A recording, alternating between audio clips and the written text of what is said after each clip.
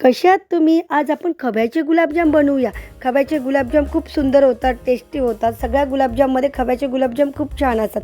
गुलाबजाम खूप प्रकारे बनवले जातात. ब्रेडचे बनवतात, रव्याचे बनवतात, क मिल्क पावडरचे बनवतात, प्रीमिक्सचे बनवतात. पण त्यातल्या त्यात खव्याचे गुलाबजाम खूप टेस्टी असतात. हा माझा पर्सनल अनुभव आहे आणि तुम्ही पण हे गुलाबजाम बनवले तर मान्य कराल की खव्याचेच गुलाबजाम खूप छान असतात. त्यासाठी तुम्ही माझा व्हिडिओ स्किप न करता संपूर्ण पाहिलात ना, तर तुम्ही जरी पहिल्यांदा बनवणार असेल तरी फर्स्ट टेकमध्ये तुम्ही खूप छान गुलाबजाम बनवू शकता. तुमचे गुलाबजाम विरघळणार नाही आणि काही चुका होणार नाही. अशीच माझ्या जशी गुलाबजामला जाळी आली आहे ना, तशी तुमच्या गुलाबजामला पण जाळी येईल, आतपर्यंत पाक जाईल. असे टेस्टी गुलाबजाम तुम्ही बनवू शकाल. त्यामुळे तुम्ही माझा व्हिडिओ संपूर्ण पहा, स्किप न करता. आणि जर तुम्ही आपल्या चॅनलला सबस्क्राईब केले नसेल ना, तर नक्की सबस्क्राईब करा आणि व्हिडिओला लाईक, शेअर आणि कमेंट्स करा. आत्ता आपण गुलाबजाम करायला घेऊया. त्यासाठी मी काही साहित्य घेतलेलं आहे. आता आपण गुलाबजाम करायला घेऊया. त्यासाठी मी 4 चमचे रवा एका वाटीमध्ये भिजत ठेवलेला आहे. त्यात लागेल एवढं दूध त्या रव्यामध्ये घालून रवा भिजत ठेवलेला आहे. 10 मिनटं ठेवणार आहे भिजत. कमीत कमी 10 मिनटं किंवा जास्तीत जास्त अर्धा तास रवा भिजवून घ्यायचा. त्यासाठी मी काही साहित्य घेतलेले आहे. साखर अर्धा किलो, भिजवलेला 25 ग्रॅम रवा, मैदा 25 ग्रॅम आणि विलायची पावडर आणि पाव किलो खवा. आपण पाव किलो खव्यापासून 1 किलो गुलाबजाम बनवणार आहोत आणि संपूर्ण परिवाराला पुरतील असे 1 किलो गुलाबजाम या खव्यापासून बनतील. म्हणूनच तुम्ही व्हिडिओ पुढे संपूर्ण पहा.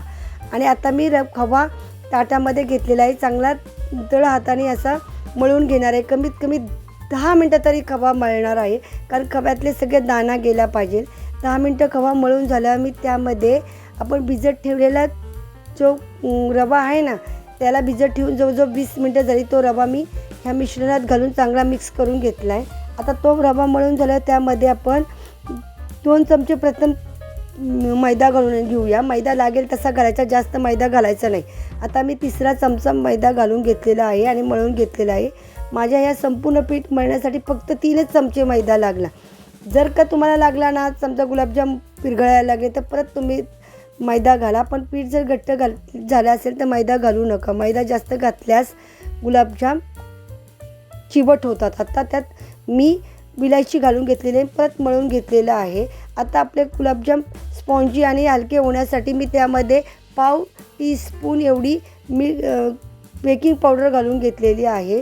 आणि बेकिंग पावडर घालून घेतल्या पीठ चांगले मळून घ्यायचे, कारण बेकिंग पावडर सर्व पिठाला लागली पाहिजे. म्हणून पीठ चांगले मळून घ्यायचे. जवळजवळ 5 मिनटं पीठ मळून घ्यायचे.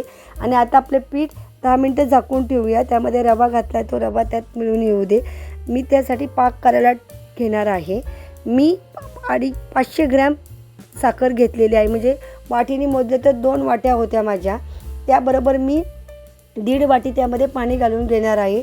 आपला पाक छान होण्यासाठी त्यात मी अर्धा टीस्पून लिंबाचा रस घालत आहे. लिंबाचा रस घातल्याने पाक स्वच्छ आणि चकचकीत असा पांढरा शुभ्र होतो आणि त्यात साखर असं होत नाही. आता आपला पाक चिकट झाला आहे. ह्याचा तसा चिकट चिपचिपा असा पाक बनवून घ्यायचा. आता आपला पाक तयार आहे. मी तेल तापत ठेवलेले आहे. आता आपले 10 मिनटं झाले ना पीठ ठेवून त्याचे आता आपण एकसारखे गोळे बनवून घेऊया. म्हणजे एकसारखे गोळे बनवून घेतले म्हणजे एकसारखे आकाराचे गुलाबजाम होतात. आधीच सर्व गोळे बनवून घेतलेत अर्ध्या पिठाचे. एक गोळा 2 हातांमध्ये घेऊन तळ हाताने असं गोल गोल फिरवून छान गुलाबजाम बनवून घ्यायचे. गुलाबजामला कुठेही क्रॅक राहता कामा नये. क्रॅक राहिले तर गुलाबजाम तेलामध्ये फुटतो. असे 2 हाताच्या तळ हातामध्ये घेऊन असे गोल गोल फिरवून गुलाबजाम करून घ्यायचे सगळे. मी आता सगळे म्हणजे अर्ध्या पिठाचे सगळे गुलाबजाम करून घेणार आहे. मग तेलात तळून घेणार आहे. त्यासाठी तेल एकदम मंद गॅसवर ठेवायचं. गॅस फुल करायचा नाही. तेल जास्त तापून द्यायचा नाही. आणि आधी एक गुलाबजाम घालून तळून पाहायचा. तो गुलाबजाम फुटला नाही तरच दुसरा गुलाबजाम सगळे गुलाबजाम घालायचे. आता माझा एक गुलाबजाम घालून पाहिला, तो अजिबात फुटला नाही. किती छान झाला आहे बघा. आता आपण सर्व गुलाबजाम तळून घेऊया. मंद गॅसवर गुलाबजाम तळायचे. गॅस मोठा करायचा नाही आणि झाऱ्याने हलवत राहायचं, सतत हलवत राहायचं. पण गुलाबजामला लागून नाही द्यायचं. तेल हलवायचं म्हणजे गुलाबजाम तळाला चिटकत नाही आणि गुलाबजामला लागले नाही की ते गुलाबजामही फुटत नाही. आणि झाऱ्याचा अल्लात हाताने हलवून गुलाबजाम तळून घेऊया. म्हणजे सर्व बाजूनी गुलाबजाम एकसारखे तळले जातात किंवा एका बाजूने काळे किंवा एका बाजूने पांढरे राहत नाही. आजपर्यंत छान गुलाबजाम तळले जातात. आता माझ्या गुलाबजामला किती गोल्डन सुंदर कलर आलेला आहे. आता आपण गुलाबजाम काढून घेऊया आणि तेल नितळून घेऊया. आणि गुलाबजाम ताटात काढून घेऊया. दुसरं घाण आता आपल्याला तळायला घ्यायचं आहे. आपले गुलाबजाम किती छान गोल्डन आकारावर झालेत. तर दुसरा घाणाही सेम पहिल्यासारख्याच दुसरी बॅच तळून घेऊया. आणि आता बघा किती छोटे होते आपण केले, त्यावर किती मोठे गुलाबजाम झालेले आपले आहेत. आता आपले सर्व गुलाबजाम तळून झालेले आहेत आणि केले ते आपले छान छोटेसे आकाराचे होते, ते तिप्पट फुललेत आपले गुलाबजाम. आणि एकही गुलाबजाम फुटलेला नाही किंवा त्याला क्रॅश गेलेला नाही. आता आपण हे गुलाबजाम पाकात घालून घेऊया. आता माझा पाक जरा मी थंड जातो गरम करून घेते. गरम पाकात घातले की आपले गुलाबजाम लवकर मुरतात. मला लवकर 4 तासात मुरवायचे म्हणून मी पाकाला उकळी घालून घेतली. तुम्ही रात्रभरसुद्धा मुरण्यासाठी ठेवू शकता. तर त्यात मी विलायची घालून घेतली. विलायची नंतर घातली की विलायचीचा वास छान येतो. गरम ह्याच्यात घातली की एवढा येत नाही, उकळीत घातली.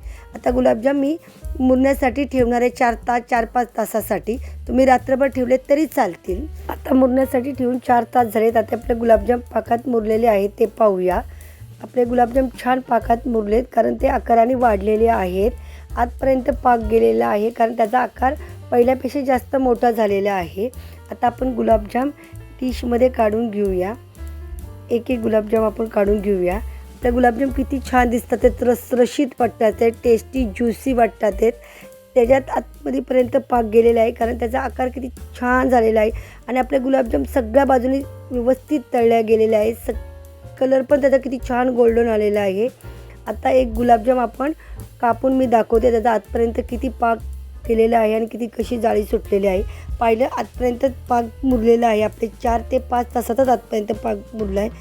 तर आणि जाळी पण किती छान सुटलेली आहे. आपण रवा घातल्यामुळे त्याला छान जाळी आलेली आहे. रवा घातला की गुलाबजाम असे छान दाणेदार होतात आणि छान जाळी येते रव्यामुळे त्याला. आणि किती स्पॉन्जी झालेले आहे, मऊ झालेले आहे, ब्रेडसारखे वाटतात. एकदम ब्रेडसारखे आपले गुलाबजाम झालेले आहेत आणि किती ज्युसी वाटतात कारण त्याच्या आतपर्यंत पाक गेलेले आहेत. आता आपले सगळे गुलाबजाम तयार आहे. माझे 1/2 किलो खव्यामध्ये 1 किलो गुलाबजाम बनलेले आहे. वजनी ते 1 किलो आहेत. आता कसा वाटला व्हिडिओ आपल्याला? तुम्हाला आवडला असेल तर कमेंट्स करून कळवा कसे झालेत माझे गुलाबजाम. ते तुम्ही घरी करून पहा. आपल्या लेट्स कुक मंजू या चॅनलला सबस्क्राईब करा, व्हिडिओला लाईक, शेअर आणि कमेंट्स करा. भेटूया पुढील व्हिडिओमध्ये.